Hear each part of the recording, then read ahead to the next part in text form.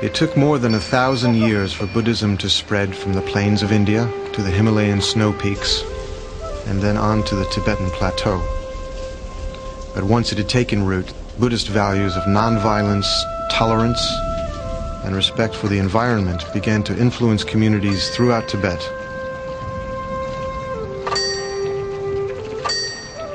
In Bhutan, high on the rock face of a mountain, there is a cave known as the Tiger's Nest. In the 9th century, Padmasambhava, the founder of Tibetan Buddhism, meditated there. For those that undertake the strenuous climb up to it, the journey symbolizes a path to a pure land, the ultimate goal being enlightenment.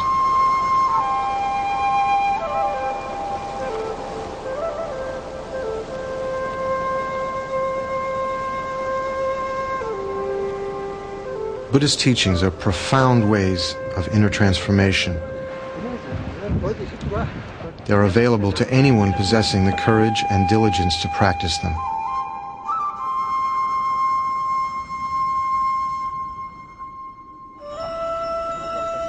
At the center of this world is the Lama, or spiritual teacher, a living example of enlightenment. As a spiritual leader, he also participated in every aspect of Tibetan culture.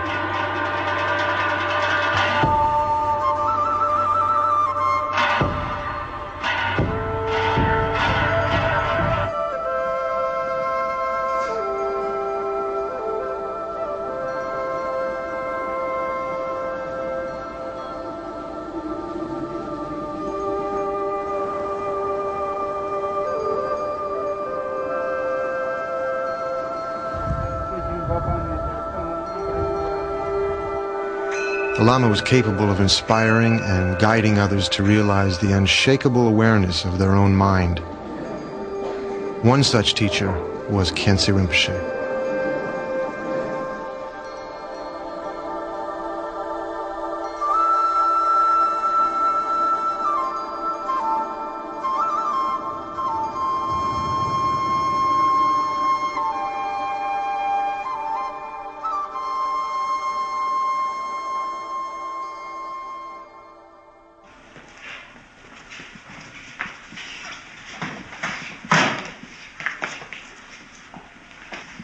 The Dalai Lama was one of the many teachers who was inspired and taught by Khyentse Rinpoche.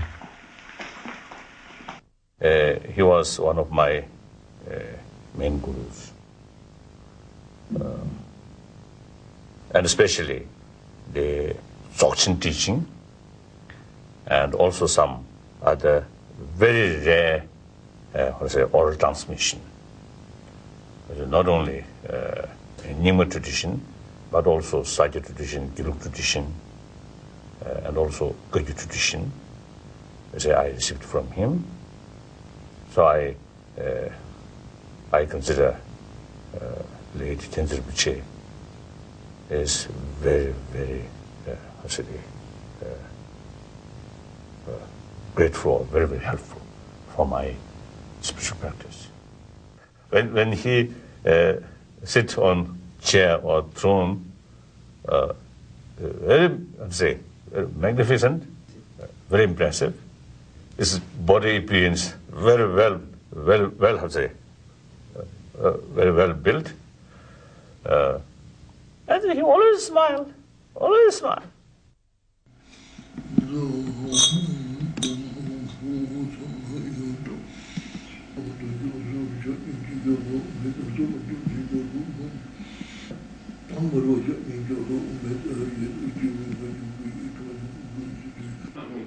The Dalai Lama requests teachings from Khyentse Rinpoche, making a symbolic offering of precious stones as a symbol of the whole universe.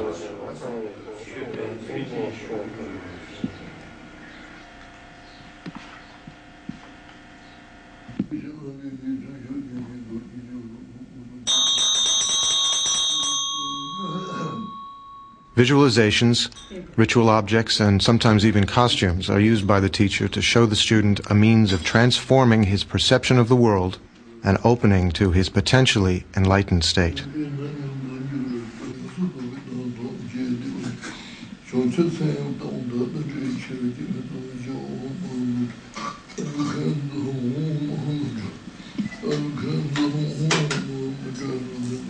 At the end of this 3-day empowerment, the roles are reversed, and as a sign of humility, Khyentse Rinpoche requests the Dalai Lama to bless him.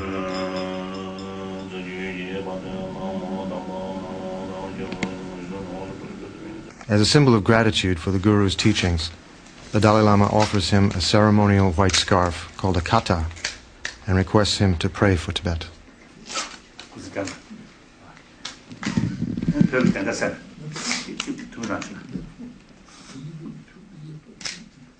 And according to my own experience, of course, as a result of meeting these great masters, my spiritual development, for my spiritual development, great benefit.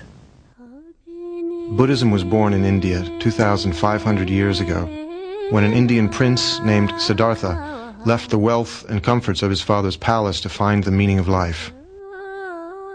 After many years of meditation, he realized the ultimate nature of reality and became known as the Buddha, or the Awakened One. Padmasambhava is revered by Tibetans as the second Buddha. He was invited by the king of Tibet to establish Buddhism in the land of snows. His extraordinary power overcame all resistance, both human and supernatural, that he encountered on his journey to bring Buddhism to Tibet.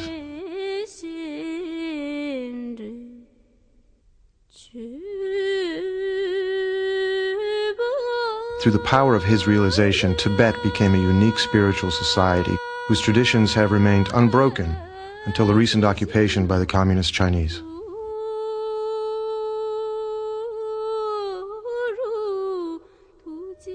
Ironically, these tragic events were the catalyst for Tibetan teachers to bring their wisdom and experience to the rest of the world.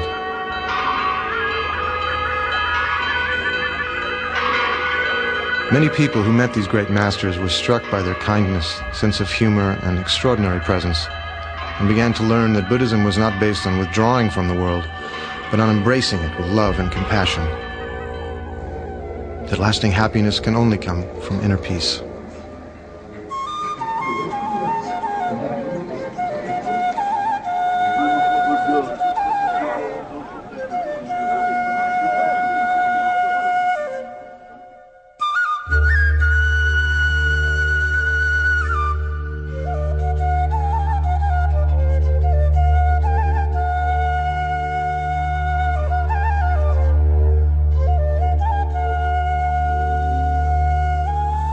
Khyentse Rinpoche was born in 1910 in eastern Tibet. At the age of 13, he felt a deep longing to pursue a spiritual life and go on a long meditative retreat. On leaving home, he wrote a letter to his parents. "Father and Mother, stay in your beautiful home. Your son longs instead for empty caves. A handbook of spirituality is all I wish to keep. Your smiling faces will be with me always. And if one day I might reach spiritual realization, I shall repay your great kindness to me." For the next 15 years, Khyentse Rinpoche meditated in many caves, often remaining snowbound for the entire winter. Of his main teacher, Session Gyaltsap, he said, "I was overwhelmed by the splendor of his expression when he would gaze at me and ask, 'What is the nature of mind?' I felt that he was exactly the same as the Buddha, and I began to understand how to meditate." After many years of studying with his second teacher, Khyentse Chökyi Lodro, he told him that he wished to spend the rest of his life in solitary retreat. But his teacher was adamant. "The time has come for you to give others the precious teachings you have received." His first major teaching was given to 2,000 yogis in the province of Amdo, lasting for over 6 months. From then on, until the end of his life, Khyentse Rinpoche never stopped teaching.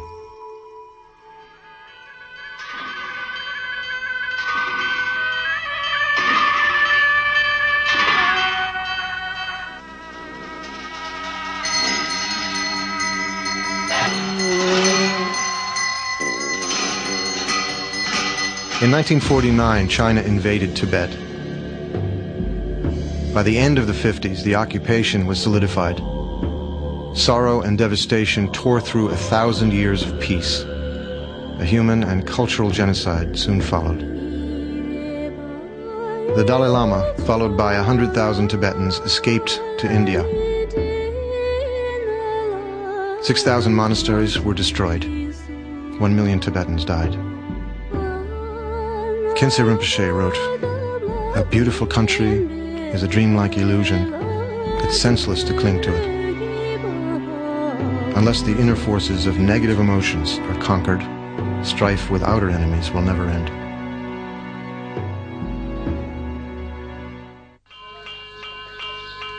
Fleeing from the invasion of his country, Khyentse Rinpoche was invited to take refuge in the kingdom of Bhutan. This mountain kingdom has remained unconquered and independent ever since Buddhism was first introduced.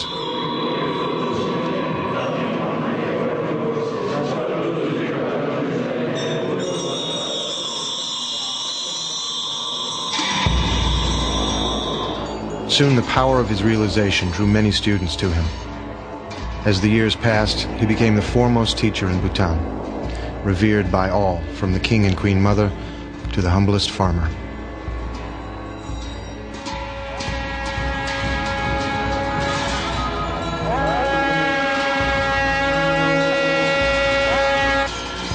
He generously gave teachings and performed ceremonies, working to preserve peace and nurture Buddhist traditions in Bhutan.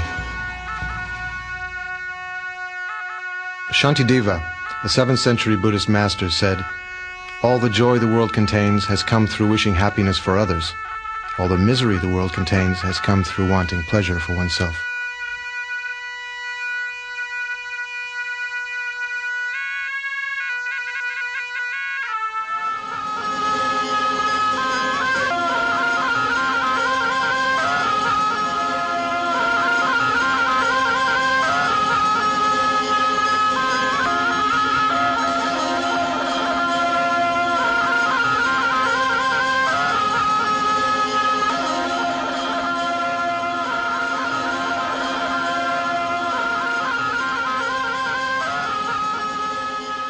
Khyentse Rinpoche's compassionate activities embraced not only the kingdom of Bhutan, but also Nepal, Sikkim, and India, and later extended to Europe and North America.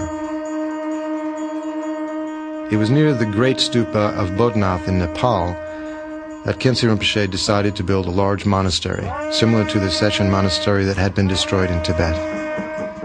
It took over 12 years to build. The site was consecrated in a ceremony attended by many young lamas. Even before the monastery was finished, it was part of the community's spiritual life.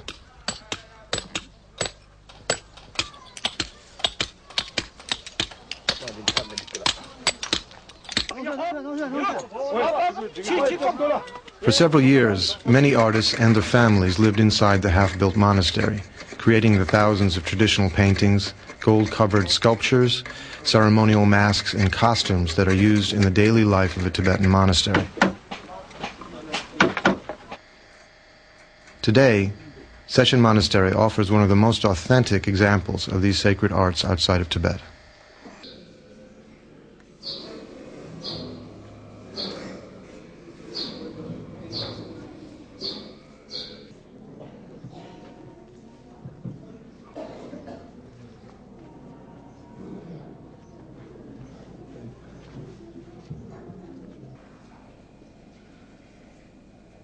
Khyentse Rinpoche's day began at 4 in the morning with meditation and prayers, which would last until 9 o'clock.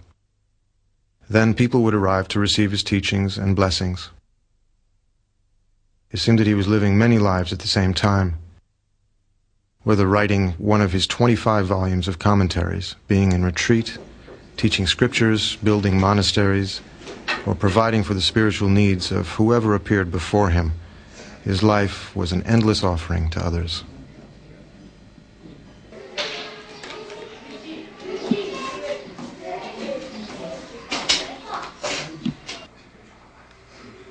Khyentse Rinpoche was always involved with the education of the young monks, often quoting to them the words of the Buddha. I have shown you the methods that lead to liberation, but you should know that liberation depends upon yourself.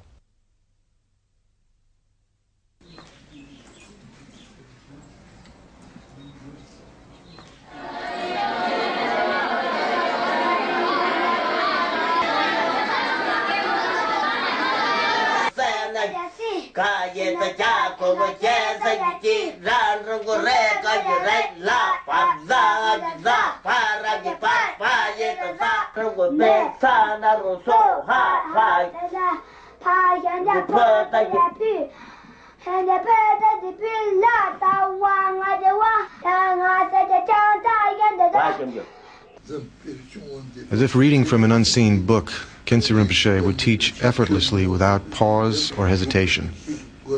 He taught in every free moment of the day until late at night, responding to all requests for spiritual guidance.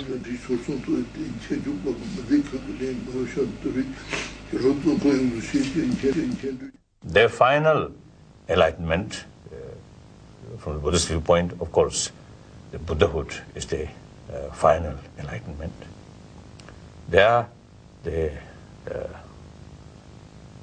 I think we can say that is the ultimate nature of consciousness or mind. Till you reach Buddhahood, the study or practice, no end. When Buddha enlightenment, enlightenment of Buddhahood comes, then you can get complete rest. There's no need effort. Till that is a level, yes, constant effort need. For the Tibetan Buddhist, each symbolic object, gesture, or chant is an offering representing an outer projection of an inner meditation. The ultimate goal is to realize the true nature of mind.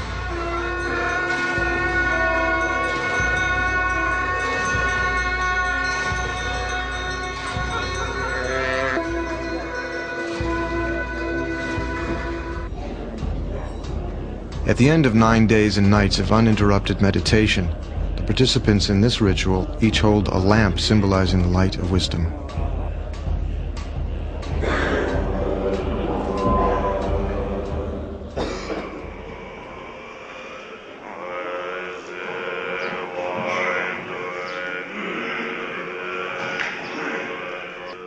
Khyentse Rinpoche's grandson and spiritual heir, Rabjam Rinpoche, leads the chant.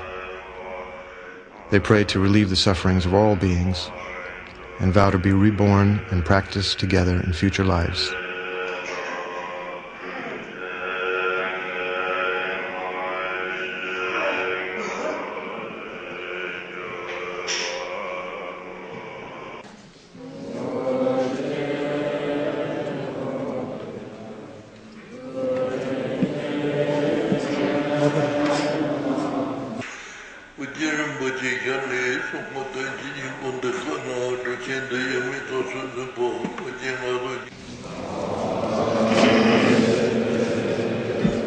Every object in the ritual has an inner meaning. This 5-petaled crown symbolizes the transformation of 5 harmful emotions: hatred, greed, ignorance, pride, and jealousy into wisdom.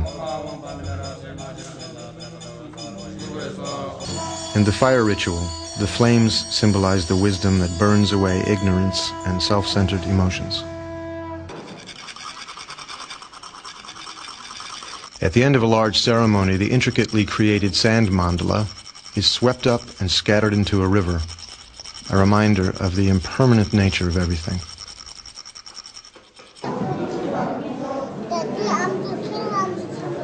In session, the sacred dances that had been forbidden in occupied Tibet were now revived.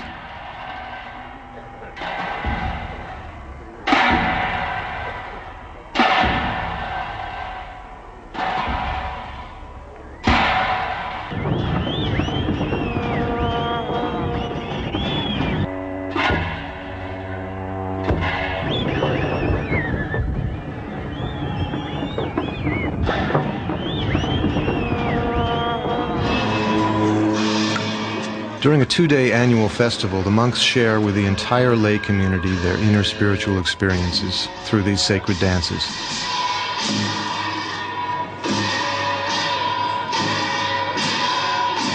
These symbolic movements are said to have the power to liberate the mind from disturbing emotions.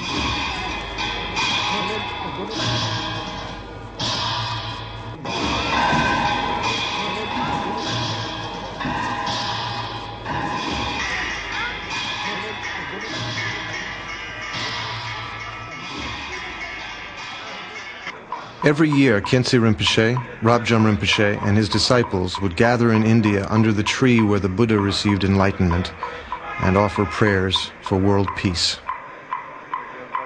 Those with compassion are kind even when angry. Those without compassion kill even as they smile.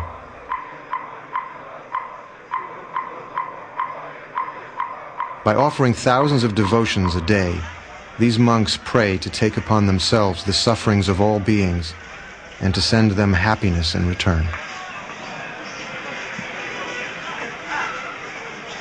All over the Himalayas, prayers are carried by the wind that blows over flags and by water turning prayer wheels.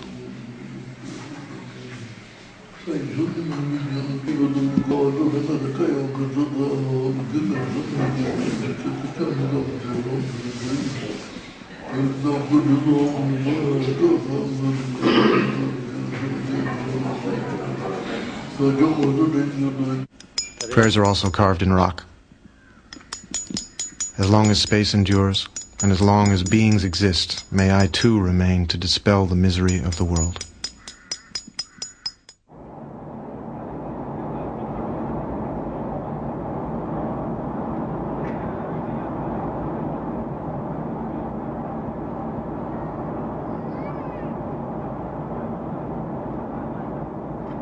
In 1985, after sealing the borders for decades, the Chinese allowed a few Tibetans to briefly visit their homeland. Among them was Khyentse Rinpoche.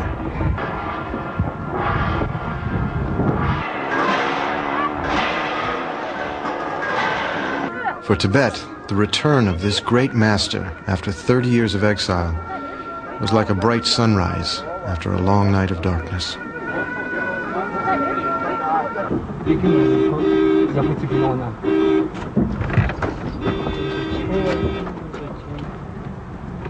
The Chinese persecution had not diminished the Tibetan people's strength of mind nor their love for their Buddhist traditions.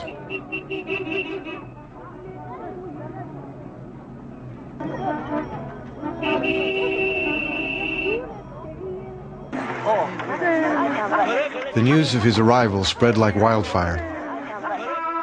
Crowds gathered to see his face and request his blessings. Despite his old age, Khyentse Rinpoche visited every monastery that invited him.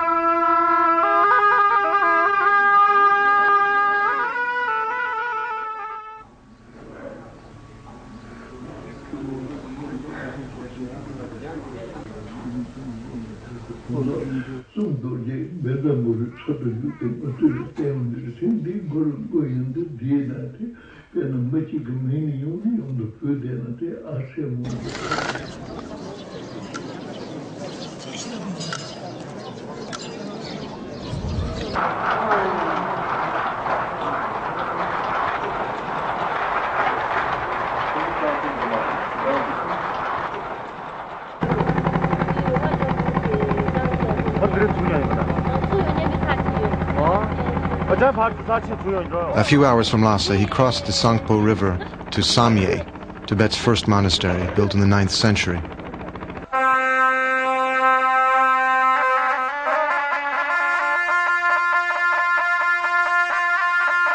Beholding the Chinese destruction of the beloved monastery, he vowed to restore it to its former splendor.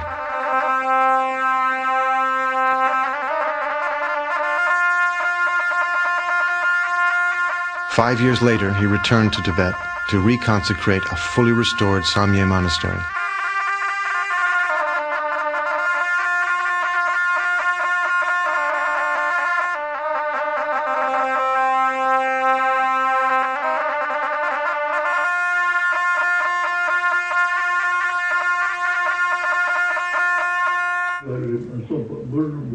Wherever Khyentse Rinpoche went, the entire village would be waiting to see him and listen to his advice.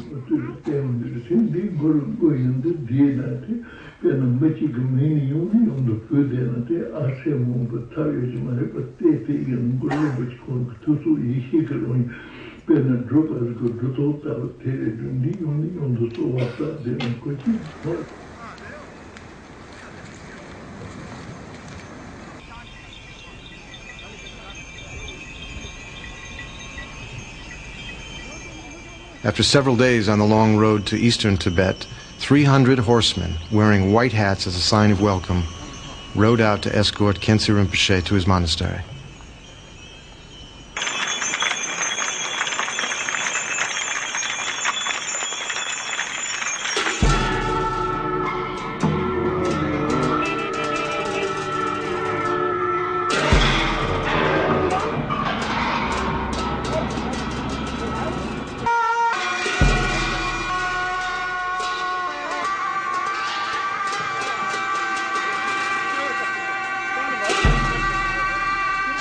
A traditional procession had formed to greet him at Derge and show him the only printing press in Tibet that was not destroyed during the Chinese Cultural Revolution.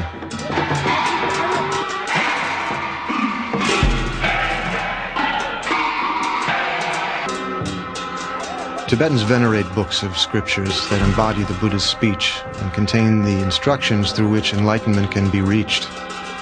The press is therefore no less sacred than the temple.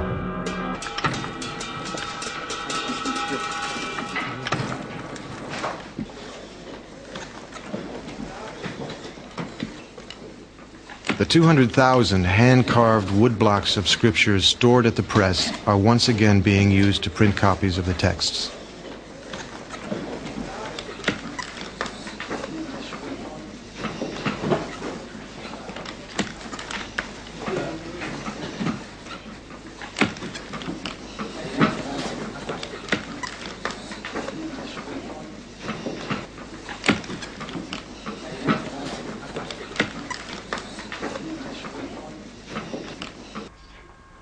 A quiet moment with an old friend who had not been able to escape the Chinese occupation.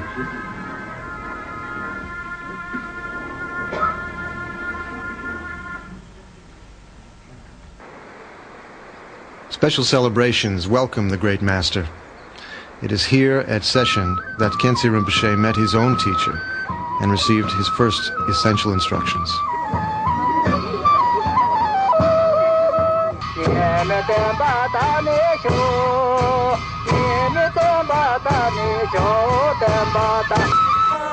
He greets a former attendant who had prayed for years not to die before seeing the great master again.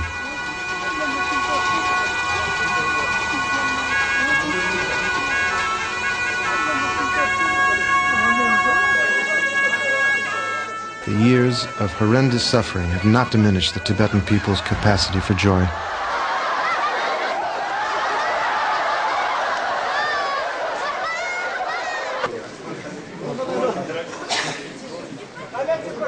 For hours, people would file by Khyentse Rinpoche and Rabjam Rinpoche, now the abbot of the monastery. Many had walked for days through the mountains to receive their blessings.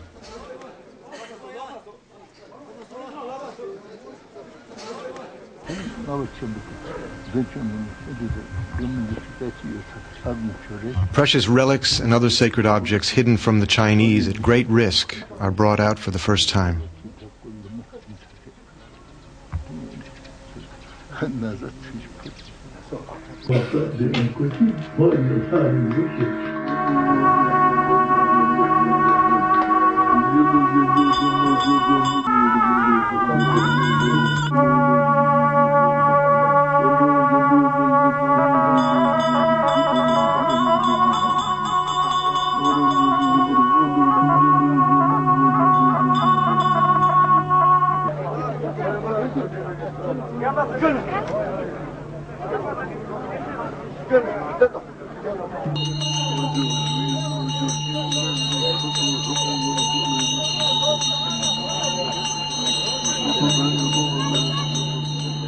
Apart from the joy of seeing his homeland and lost friends again, Khyentse Rinpoche had another mission to accomplish. It was to give teachings and initiations to other lamas and students, all of whom had been denied their spiritual heritage for so many years.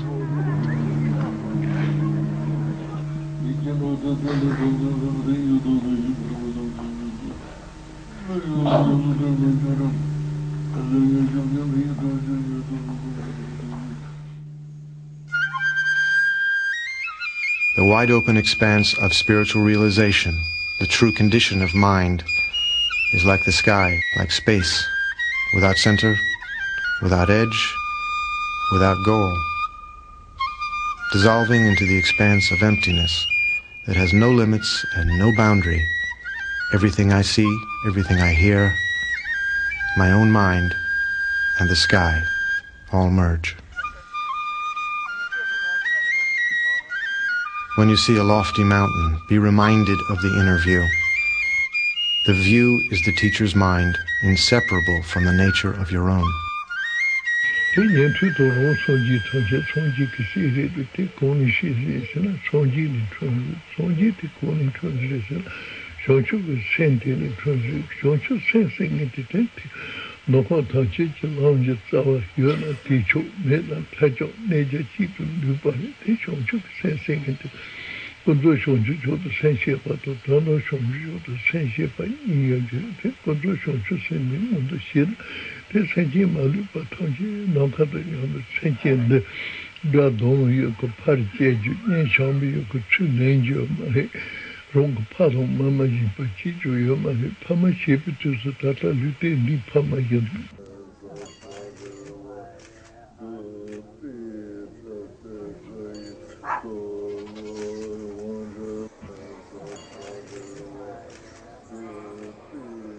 Khyentse Rinpoche had numerous visions of spiritual treasures.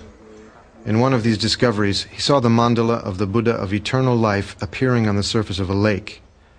Following this vision, he wrote a whole volume of teachings and spiritual practices.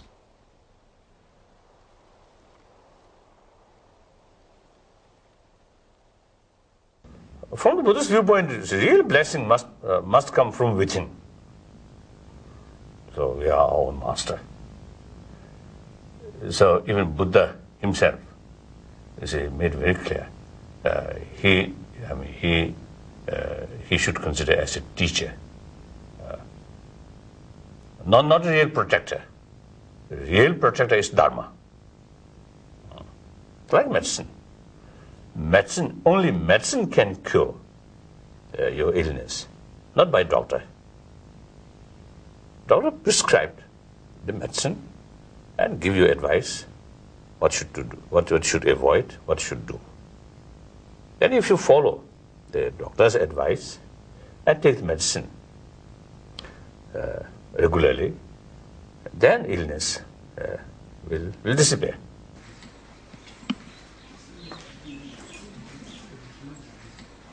At the heart of Tibetan Buddhism is the openness and confidence between student and teacher. Through this relationship, the student begins to recognize and develop trust in his or her own innate wisdom. Even a few words or a gesture from Khyentse Rinpoche could open the door to a whole succession of spiritual insights.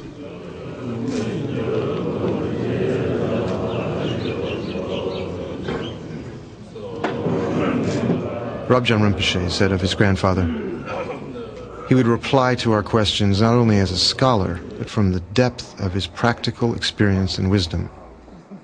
His main concern was to help others. To be in his presence was to experience a living example of what lies at the end of the spiritual path.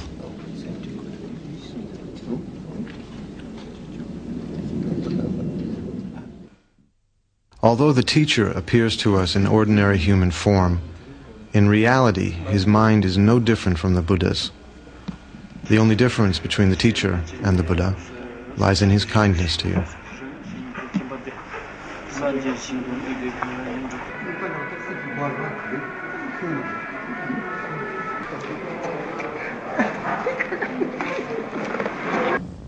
The spiritual relation is not only one lifetime, but up to Buddhahood. So irrespective of what form of life, so that spiritual relations always remain there. So the relation as a person to person, that of course mainly for one life.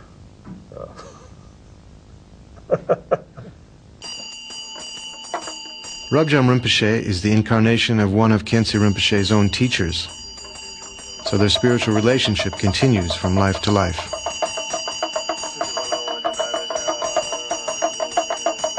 To his daughter and wife, Khyentse Rinpoche was more than a loving father and husband.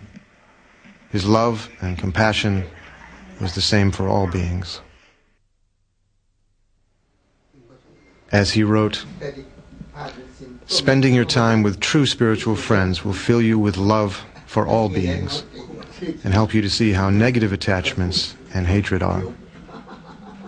Being with such friends and following their example will naturally imbue you with their good qualities, just as all the birds flying around a golden mountain are bathed in its golden radiance."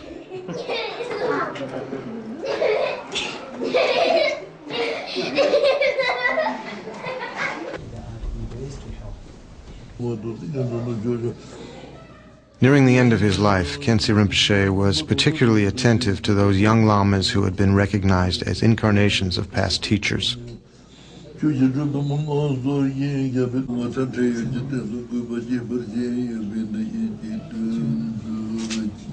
Now each one will pass on the living lineage to yet another generation, like a flame spreading from one candle to many others.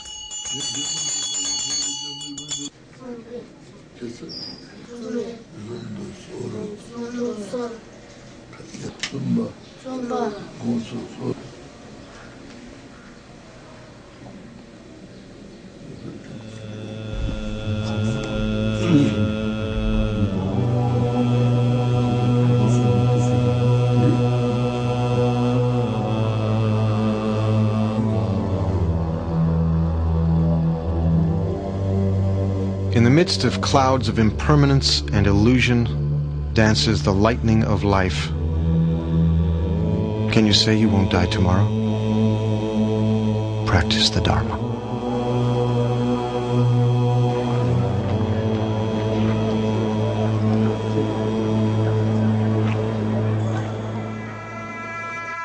After a short illness, Khyentse Rinpoche died in Bhutan in 1991. 60,000 people, nearly 1/10 of the population of the whole country, gathered together for his cremation.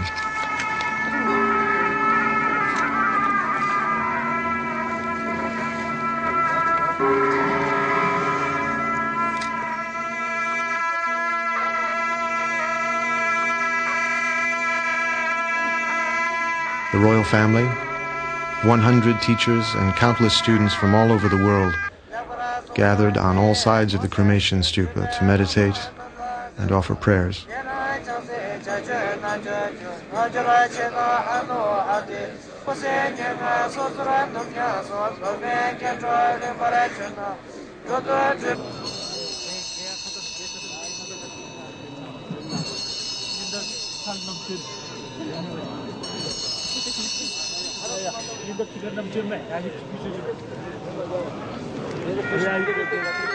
While his physical body dissolves into the flames, his wisdom, inspiration, and very presence lives on in the hearts of all who met him.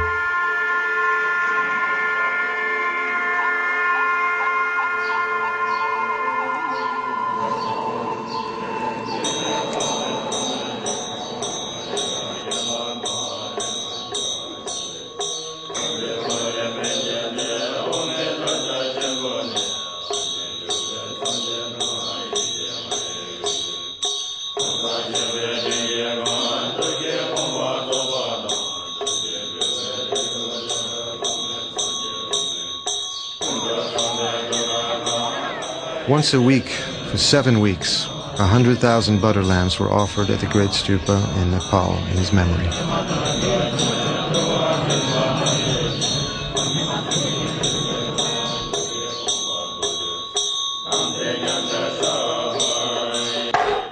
Khyentse Rinpoche and also my late other teachers, the physical as a human form no longer there, We may find their reincarnation somewhere, but you see, to me, more important thing is their spiritual energy. So of course that reincarnation also is very important, but more important is the spiritual energy. They're always there.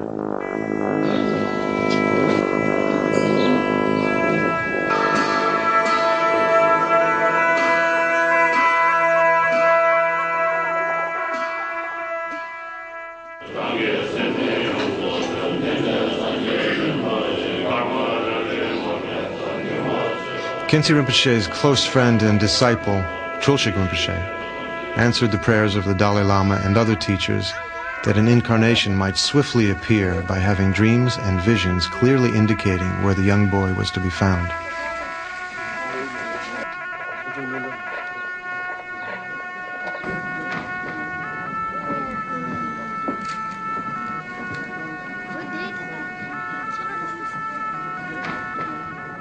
So yes, I have full conviction.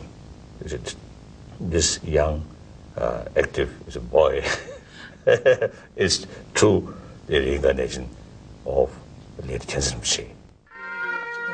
Reincarnation for spiritual masters is due to taking a vow to have continuous rebirth to help others on their journey to enlightenment. As the reincarnation of Khyentse Rinpoche, young Yangtze is to continue his sacred path. In the hills of eastern Nepal, in a sacred cave, Trulshik Rinpoche performed a ceremony for the young Khyentse Rinpoche's long life and for his future activities in the benefit of others.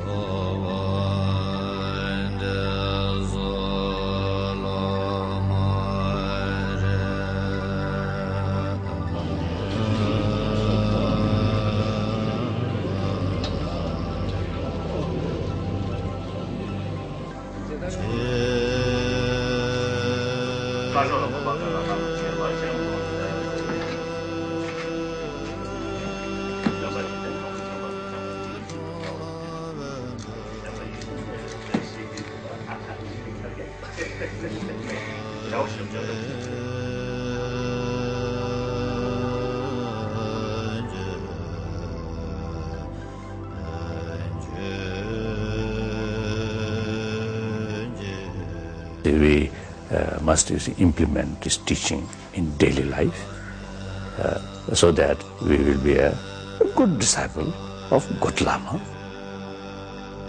So that is about my Guru.